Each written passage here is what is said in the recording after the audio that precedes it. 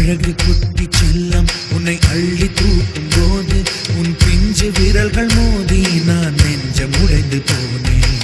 ஆளை கடத்தி போகும் உன் கண்ண குழியின் சிரிப்பில் விரும்பி மாட்டிக்கொண்டேன்.